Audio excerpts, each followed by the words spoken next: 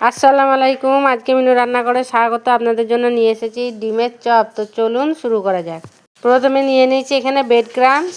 এখানে আমি 4টে ডিম সেদ্ধ করে নিয়েছি। এখানে আমি 2টো আলু সেদ্ধ করে ম্যাশ করে নিয়েছি। 4টে ডিম আমি এখানে পিস করে কেটে নিয়েছি। এখানে আমি একটি ডিম নিয়েছি। ডিমটিকে আমি লবণ দিয়ে খুব ভালোভাবে ফেটিয়ে নেব। আর এখানে আমি পেঁয়াজ বেরেস্তা করে নিয়েছি, শুকনো লঙ্কাকে তেলে ভেজে নিয়েছি। এবার আমি আলুটিকে খুব ভালোভাবে চটকে নেব।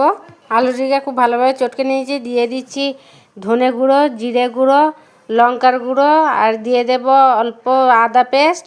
মশলাগুলির সাথে খুব ভালোভাবে মাখিয়ে নেব। প্রথমে আমি সেদ্ধ ডিমের ওপরে মাখানো আলুটিকে কোট করে নেব খুব ভালোভাবে। এইভাবে বাকি সবগুলিকে বানিয়ে নেব।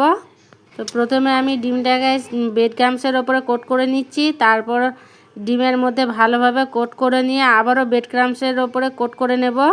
এবার এইগুলিকে আমি তেলে ভেজে নেব। প্রথমে আমি তেল হিট করতে দিয়েছিলাম, এর মধ্যে এক এক করে দিয়ে আমি ভেজে নেব। এখানে আমি গোল্ডেন কালার করে ভেজে নিয়েছি। এবার আমি তুলে নিয়ে আপনাদেরকে দেখাচ্ছি। তো বন্ধুরা, তৈরি হয়ে গেল ডিমের চপ। তো বন্ধুরা, আজকের ভিডিওটি কেমন লেগেছে আমাকে কমেন্টে লিখে জানাবেন। ভিডিওটি ভালো লাগলে আমার এই চ্যানেলটিকে সাবস্ক্রাইব করতে ভুলবেন না।